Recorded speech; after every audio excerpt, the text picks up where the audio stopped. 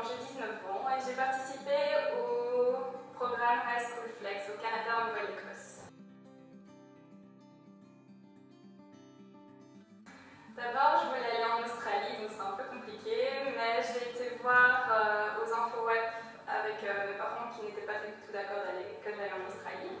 Et puis Valérie du web qui nous a proposé plutôt une destination qui nous convenait aux deux au point de vue de nos attentes.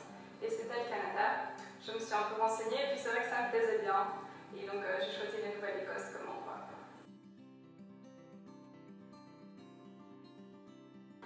Pour tous les événements, il y a des grosses similitudes avec l'école, avec les États-Unis. Il y a les bus jaunes, il y a les casiers, il y a la prom. Donc toutes ces choses-là, et l'esprit d'école c'est aussi très fort. Donc toutes ces choses-là sont quand même assez proches des États-Unis. Et puis je trouvais que les gens étaient très accueillants, qu'ils aimaient bien nous montrer leur culture et qu'ils étaient très impressionnés par le fait qu'on vienne dans leur pays pour apprendre une nouvelle langue.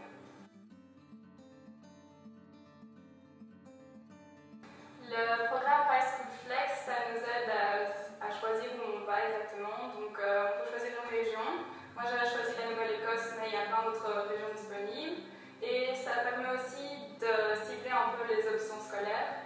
Donc moi j'avais demandé la musique et les arts, et ils m'ont mis dans une école dont les options arts et musique étaient possibles. J'ai obtenu 2 bourses, la bourse du plan Marshall et aussi la bourse spéciale Nouvelle-Écosse proposée par le web. Pour ça, pour la bourse du plan Marshall, j'ai passé des tests d'anglais et de néerlandais pour partir, vu que je partais dans un pays uniquement anglophone. Et à mon retour, j'ai dû repasser un test en anglais pour vérifier que j'avais bien évolué dans mon niveau d'anglais. Et pour la bourse proposée par le web pour la Nouvelle-Écosse, j'avais participé à un concours où on devait faire un petit projet, le présenter si on était pris dans les 3 finalistes, et voilà.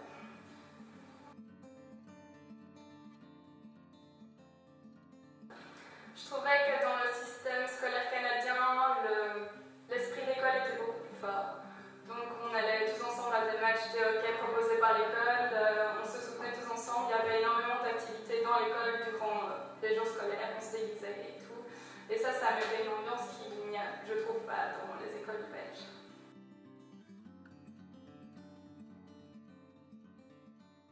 Oui, donc il y a le premier jour d'école, j'ai été voir la conseillère à l'école et elle m'a proposé toutes les options que je pouvais faire. Et j'ai choisi les plus originales qu'il n'y avait pas en Belgique, parce que ça, c'est sûr que ça faisait partie de l'expérience. Donc voilà.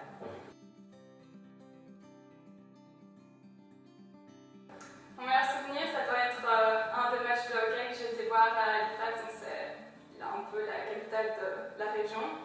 Et c'était assez impressionnant parce que d'habitude on regardait à la télévision où on regardait ceux que notre école faisait, mais c'était quand même du plus haut niveau. Je me sens plus mature, c'est un peu bête à dire, mais j'ai quand même dû me débrouiller pendant un an toute seule, même avec la difficulté de la langue, je connaissais personne, et donc le fait d'avoir passé toutes ces petites épreuves, même si ce n'était pas trop difficile, ça nous fait grandir, et c'est vrai que je suis beaucoup plus indépendante et autonome maintenant. I wish the new participant to meet a lot of people from all over the world and also to have a great adventure because it's really my year. I learned a lot and it was great.